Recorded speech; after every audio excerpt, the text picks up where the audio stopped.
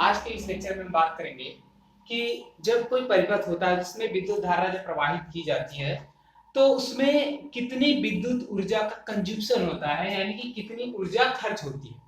ठीक है, तो इसे आप दो तरीके से कर देते हैं, loss of energy in electric circuit भी कहा जाता है और कंजम्पशन भी कहा जाता है कि कितना ऊर्जा उसने लिया। अच्छा, हमने बात किया था फर्स्ट चैप्टर में कि एक आवेश था, ठीक है, उसको एक बिंदु से यानी कि यहाँ पे मान लीजिए कि विभव कितना है, वीए है, यहां से दूसरे बिंदु तक ले जाने में जो कार्य करना पड़ता था वीबी, मान लिया यहाँ पे विभव बिंदु क्या कितना विभव वीबी। तो अगर ये एकांक आवेश था तो इसको ले जाने में जो कार्य करना पड़ता था वो विभवांतर के बराबर होता था। और आपको याद हो इसको क्या कहते हैं, विभवांतर, और इतना ही कार्य करना पड़ता था। लेकिन आवेश कितना होना चाहिए, एकांक। लेकिन अगर आवेश Q है तो हम क्या करते थे, उसे कहते थे स्थितिज ऊर्जा, इंक्रीजिंग पोटेंशियल एनर्जी का स्थितिज ऊर्जा में वृद्धि। तो उसमें Q से हम गुणा करा देते थे। तो ये यानी कि इतनी ही ताकत हमें लगानी पड़ी। देखिए हम जितनी ताकत लगाएंगे वो पूरी की पूरी क्या हो रही है, स्थितिज ऊर्जा में परिवर्तित हो जा रही है। यानी कि हमें कितनी ताकत लगानी पड़ रही है, इतनी, Q गुणे और दोनों के बीच का विभवांतर, यानी कि विभवांतर गुणे आवेश। ठीक है, तो किसी भी परिपथ में ऊर्जा का वियोग क्यों होगा, क्योंकि उसे हम आवेश को एक जगह से दूसरी जगह ले जाएंगे, तो एक जगह से ले जाने में दूसरी जगह ले जाने में कितना कार्य करना पड़ेगा, स्थितिज ऊर्जा के बराबर। तो यानी कि ऊर्जा का जो वियोग होगा वो स्थितिज ऊर्जा के बराबर ही होगा। तो अब इसको मिटाते हैं, देख लेते हैं। तो जो ऊर्जा का वियोग होगा वो कितना होगा, स्थितिज ऊर्जा के बराबर होगा। तो हमने माना कि Q आवेश है और उसको यहां से हम लेके जा रहे हैं, तो स्थितिज ऊर्जा सॉरी वियोग ऊर्जा W बराबर V * Q, विभवांतर है और Q ऊर्जा लेके जा रहे हैं दोनों विभव के बीच, यानी कि विभवांतर जिनके बीच है उसके बीच में Q आवेश को हम लेके जा रहे हैं। Q बराबर IT हो जाता है। भैया आपको याद होगा कि एकांक समय में जितना आवेश बहता था उसी को क्या कहते थे, I कहते थे। तो एकांक समय में कितना आवेश बहा I, तो T समय में कितना बहेगा IT। तो कुल आवेश Q है जिसको बहने में माना कि T समय लगता है। तो एकांक समय में कितना आवेश, अरे मान लो कि एक समय में 5 बहा, फिर दूसरे सेकंड में भी तो 5 बहेगा। तो अगर कोई पूछे 2 सेकंड में कितना आवेश बहा, तो क्या करेंगे, 5 एक सेकंड में बह रहा है, यानी कि ये तो धारा हो गई कि एकांक समय में कितना हमारा आवेश बह रहा है, तो हमारा I हो गया। अब पूछ रहा है 2 सेकंड में बताओ, तो 2 सेकंड के लिए क्या करेंगे, 2 से गुणा कर देंगे तो पता चलेगा ना कुल आवेश कितना गया। 3 सेकंड के लिए क्या करेंगे, 3 से गुणा कर देंगे तो पता चल जाएगा कितना आवेश गया। 4 सेकंड के लिए 4 से गुणा कर देंगे तो Q बराबर क्या हो गया, I * T। ठीक है, तो वही हमने Q = IT लिख दिया है, जिस सूत्र आपको याद भी होगा, हालांकि हमने फिर से समझा दिया। अब देखिए कितनी ऊर्जा हो रही है, V * Q या V * IT भी कह सकते हैं। ठीक है, अब V बराबर क्या होता है, IR, ओम का नियम। तो V की जगह IR रख दे, तो देखिए I का V की जगह IR जब रखेंगे तो IR गुणे IT। ठीक है, तो I का गुणा होगा क्या हो जाएगा, I² और R बचेगा और T बचेगा। ठीक है, अब यहां से अगर इसी को पक्षांतर कर दे, R को इधर पक्षांतर कर दे ओम के नियम में, तो I बराबर क्या हो जाएगा, V/R। यह गुणे में तो यहाँ के भाग में हो जाएगा, ऊपर भैया लिखा हुआ है सबसे ऊपर देख लीजिए। तो I² की जगह क्या रख सकते हैं, V²/R², जो कि हमने रख दिया है। तो देखिए ऊपर R की घात 1 है, नीचे 2 है, तो घात घट जाएगी, तो एक घात घट गई, तो क्या बचा, V²/R और गुणे T। ठीक है, R ये कट गया और यहाँ 2 घात थी तो एक घात घट गई, तो एक घात बची, V²/R गुणे T। ठीक है, तो अच्छा ये जो ऊर्जा व्यय हुई है किसमें है, जूल में। अब कभी कभी पूछा जाता है कि कितनी उष्मा उत्पन्न हुई। भैया जितनी ऊर्जा व्यय होती है, जितनी भी ऊर्जा खर्च हुई है वो उष्मा के रूप में ही खर्च होती है, बाहर निकलती है। तो H बराबर क्या हो जाएगा, H मतलब कि कितनी उष्मा निकली, W/4.2, 4.2 क्यों लिखा है, ये जूल में था, ये कैलोरी में है। तो 1 कैलोरी बराबर 4.2 जूल होता है। ठीक है, तो 1 जूल बराबर कितना हो जाएगा, भैया यहाँ 4.2 गुणे में है, अरे मान लो कि 4.2 गुणे 1 जूल लिखा है, तो 1 जूल बराबर क्या आ जाएगा, ये गुणे में इसको भाग में ले आओ, 1/4.2 कैलोरी, इतना हो गया 1 जूल बराबर। तो अब यहाँ हम मान लेते हैं कि V²/R गुणे T लिखा है और गुणे क्या लिखा है, 1 जूल। तो गुणे 1 जूल लिखा है तो 1 जूल का मान उठा के रख दिया, तो किसमें आ गया, 1 जूल की जगह कितना आ गया, 1/4.2 कैलोरी। तो वही उठा के देखिए हमने रख दिया, W था, अब W का मान ये भी है, ये भी है, ये भी है, तो W था, उसमें हमने क्या किया 4.2 नीचे आ गया, ऊपर तो 1 का ही जुड़ा हुआ, तो ये बात आपको समझ में आ गई होगी। अब ये क्या हो जाएगा VIT, और इसमें कितने से गुणा हो जाएगा भैया, 1 जूल लिखा है आगे, 1 जूल के जगह क्या लिख देंगे 1/4.2 कैलोरी, तो 1 का गुणा उसमें होगा 1 वही रह जाएगा, और नीचे 4.2 का गुणा होगा तो 4.2 आ जाएगा, ये किसमें आ रहा है कैलोरी में। अब इसी को I² RT लिखा था, इसमें भी वही करेंगे तो नीचे भी 4.2 आ जाएगा, इसमें V²/R × T, तो उसमें भी ये 4.2 नीचे आ जाएगा, क्योंकि हमने 1/4.2 से गुणा किया, तो इतनी ऊष्मा निकलेगी उस परिपथ से, किसमें निकलेगी कैलोरी में, ठीक है। अब बात करते हैं वैद्युत शक्ति की। भैया एकांक समय में जितनी ऊर्जा व्यय हो जाती है, जितनी ऊर्जा खर्च हो जाती है, आप जैसे हम लोग के घर में क्या होता है, बल्ब होता है, हीटर होता है और पंखा होता है, तो सबका कंजम्पशन अलग अलग होता है कि वो कुछ समय में ही ज्यादा बिजली लेता है, उसका मतलब यही होता है वैद्युत शक्ति से, इलेक्ट्रिक पावर से ही, कि वो एक समय में कितना ऊर्जा खर्च करवा ले रहा है उससे, ठीक है। तो जितनी ऊर्जा वो खर्च करवा लेगा उसकी पावर उतनी ज्यादा होगी।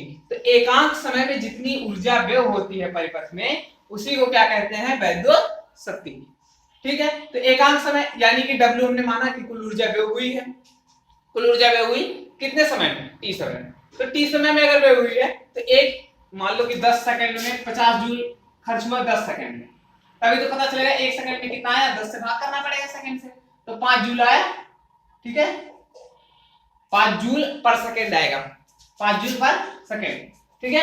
यानी कि 1 सेकंड में कितनी ऊर्जा व्यय हो रही है 5 जूल, टोटल कितनी व्यय हुई थी 50 जूल, ये ऊर्जा व्यय होगी कितने देर में 10 सेकंड में, तो हमने T से भाग दे दिया, ठीक है। तो T से भाग दिया तो हमें क्या मिल गया वैद्युत शक्ति मिल गया, वैद्युत शक्ति का मात्रक वाट होता है। अच्छा अब W की जगह क्या रख सकते हैं VIT जब रखेंगे नीचे भी T है तो T से T कट जाएगा, क्या बचेगा VI, उसके बाद क्या रख सकते हैं I² RT रख सकते हैं W की जगह, तो ये T से T कट जाएगा, फिर बचेगा क्या I²R, ठीक है।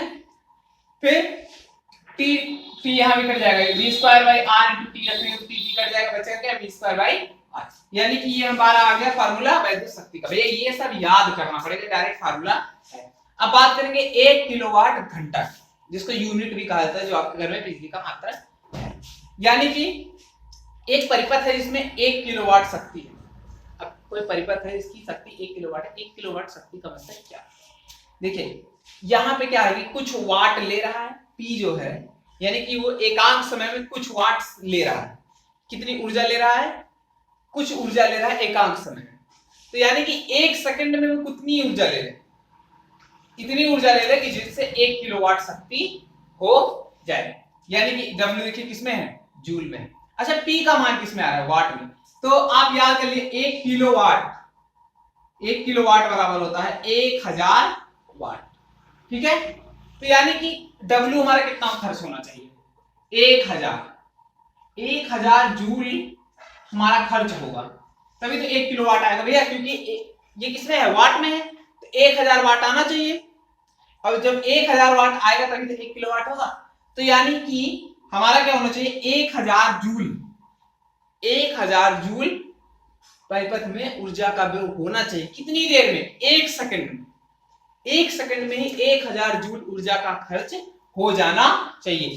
तो उस परिपथ की शक्ति को क्या कहेंगे कि ये 1 किलोवाट की शक्ति है, तो 1 किलोवाट की शक्ति हो और उसको कितने देर तक चलाएं 1 घंटे तक, 1 किलोवाट की शक्ति हो, यानी कि वो हर सेकंड में 1000 जूल ऊर्जा ले रहा हो, तो उसकी इतनी शक्ति होगी, और उसे 1 घंटे तक लगातार चलाते रहेंगे, तो जितनी ऊर्जा वो लेगा उसी को कहेंगे 1 किलोवाट घंटा, ठीक है।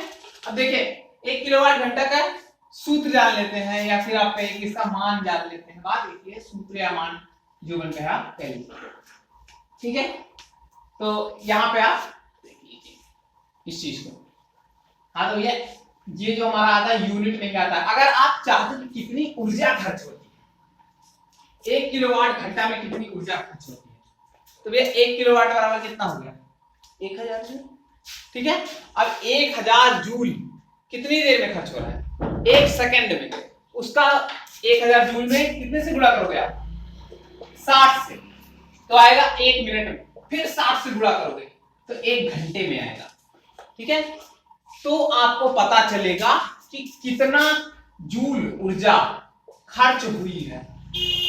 अगर आपको पता करना है कि एक किलोवाट घंटा में कितनी ऊर्जा होती है, तो ये आपको करना पड़ेगा, जिससे आपको पता चल जाएगा कितनी ऊर्जा होती है। अब 1 किलोवाट घंटा के बारे में जान लेते हैं क्या चीजें हैं।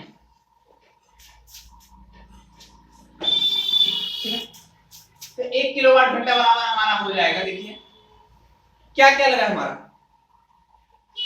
पी है यानी कि शक्ति है, और गुणे 1 घंटा। अगर आप पता करना चाहते हो कि कितना किलोवाट घंटा लगा, तो 10 घंटा चलाया तो 10 से गुणा करना पड़ेगा। हमने अभी 1 घंटा किया, तो इसका मतलब क्या हुआ 1 किलोवाट घंटा। तो कितना किलोवाट घंटा हुआ, यहां पे आप लिख सकते हो नंबर ऑफ किलोवाट आवर्स। ठीक है, किलोवाट आवर्स यानी कि किलोवाट घंटा की संख्या, कितने किलोवाट घंटा संख्या हुई। तो P निकालेंगे, P किस में आएगा, वाट में आएगा। ठीक है, अब वाट में आ गया, मान लो ये P बटा P आ गया। अब ये किस में आया, वाट में, तो 1 वाट बराबर हमारा क्या होता है 1 बटा 1000 किलोवाट। भैया क्यों, 1000 का गुणा इधर कर देंगे, तो ये वाट में हमारा आ गया कि कितना वाट हुआ, कितनी वाट ऊर्जा खर्च हुई। ठीक, तो इसमें 1000 से बात कर दे तो पता चल जाएगा कि हमारा कितना किलोवाट खर्चा हुआ। तो किलोवाट और गुणे घंटा हो गया, यानी कि इतनी किलोवाट घंटा हमारी एनर्जी मिली है। अब अगर आपको करना है तो टोटल आप किलोवाट निकाल लीजिए, उसमें घंटा से डिवाइड कर दीजिए, तो आपको किलोवाट की संख्या आ जाएगी। तो P गुणे घंटा बटा 1000, यानी कि ये क्या है कुल किलोवाट की संख्या। ठीक है, और गुणे 1 किलोवाट की संख्या इसमें, जैसे मतलब कितना किलोवाट खर्च हुआ है ये बता रहा है। ठीक है, नंबर ऑफ किलोवाट आवर भी आप कह सकते हो। ये किलोवाट घंटा है, कितना किलोवाट घंटा हमारा खर्च हुआ है। मान लो कोई यह पावर है उसकी 1000 वाट। ठीक है, आपने बल्ब सब लगाया है, बल्ब लगाया, हीटर लगाया, आपके घर का खर्चा कितना आ रहा है 1000 वाट आ रहा है। ठीक है, तो 1000 वाट आ रहा है यानी कि 1 किलोवाट आ रहा है। ठीक है, तो आप यहाँ P को किस में रखोगे, वाट में, यहाँ पर रखना कि वाट में ही रखेंगे। तो 1000 वाट गुणे, मान लो आपने 10 घंटा चला दिया और बटा 1000 आ गया, तो 1000 से 1000 कट जाएगा, बचा कितना, तो वही तो हमने कहा कि 1 किलोवाट पे जितना घंटा खर्च करोगे उतना घंटा आ जाएगा भैया। बोलो, तो बात आ गई क्लियर कि क्या पता चल गया कि 10 घंटा हमने चलाया है, 10 घंटा हमने चलाया। अच्छा, इससे हमें क्या पता चला कि कितने किलोवाट खर्च हुए, कितने किलोवाट खर्च हुए, 10 किलोवाट हमारे खर्च हुए, यानी कि आपका 10 यूनिट जिसे कहा जाता है वो बढ़ा। तो आज के लिए इतना ही रखते हैं।